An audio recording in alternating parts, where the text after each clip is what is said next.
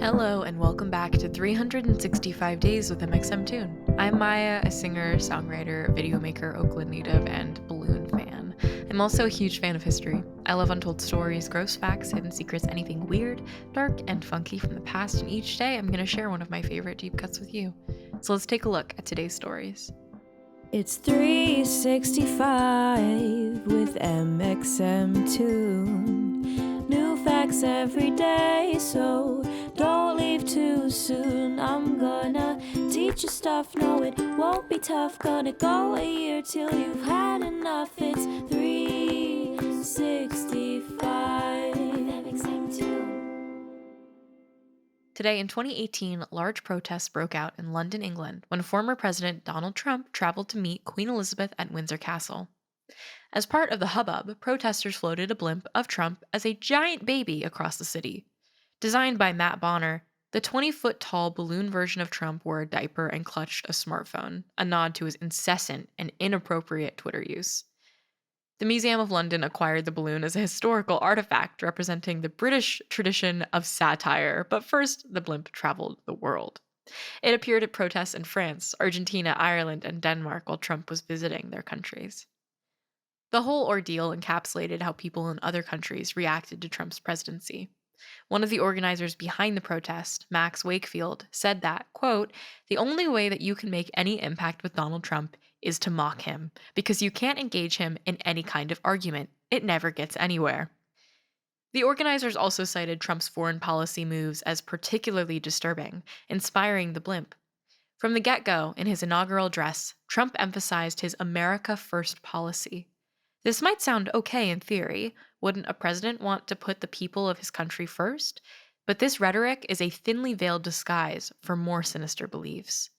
Just 7 days into his presidency, Trump signed an executive order that banned people from majority Muslim countries such as Syria, Iran, Iraq, Libya, Somalia, Sudan, and Yemen from entering the US.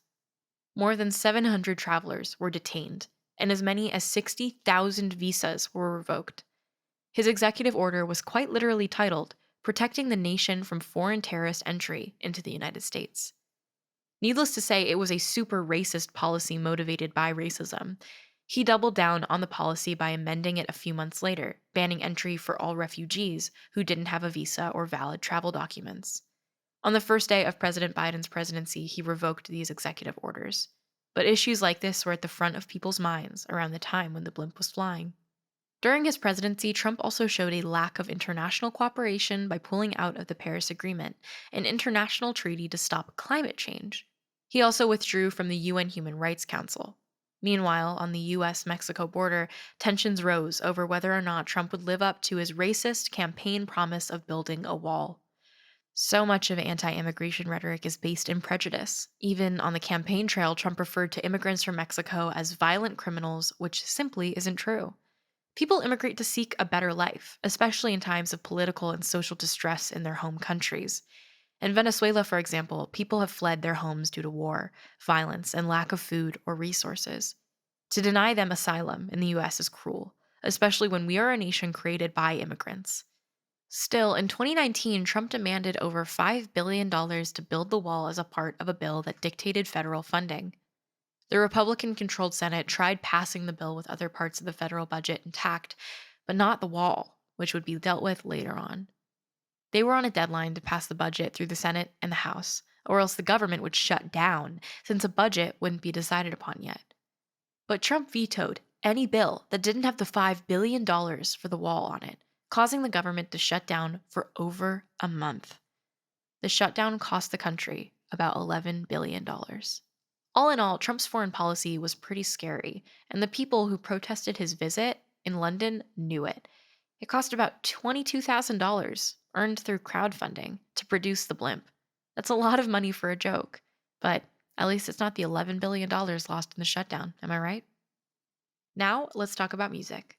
On this day in 1985, the historic Live Aid concerts took place in Philadelphia and London to raise money after Ethiopia was impacted by the worst famine to hit the country in a century.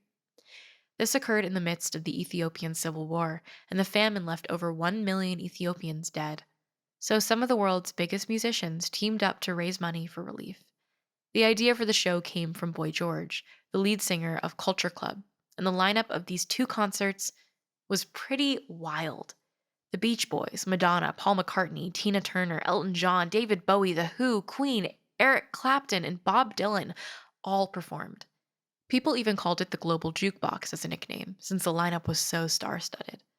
It's estimated that 72,000 people attended the show at Wembley Stadium in London, and 89,000 people went to the show at the now demolished John F. Kennedy Stadium in Philadelphia. Countries like the Soviet Union, Canada, Japan, and Australia staged shows too, inspired by the efforts in the US and the UK. These two shows overlapped, despite the time difference, and it was widely broadcasted using satellites. So Mick Jagger and David Bowie had the idea to stage an intercontinental duet. Ultimately, it was just way too hard for them to get the timing right, but we do have to admire the ambition. Such ambitious plans would not emerge again until 2011 when Muse declared that they wanted to perform in space. So far, those ambitions have not come to fruition for them, but hey, maybe we'll see the first extraplanetary musical performance in our lifetime. It's estimated that the Live Aid concert raised around $127 million for African famine relief. Some think that the impact was even larger, as it brought humanitarian mutual aid into the forefront of political discussions. Through music, we're driven to ask valuable questions. When certain countries are struggling, do other countries around the world have the responsibility to help them? It may be naive, but I think yes, we do. And now for today's final segment, I'll be going back into my own photo archives to see what I was up to on a July 13th in my life.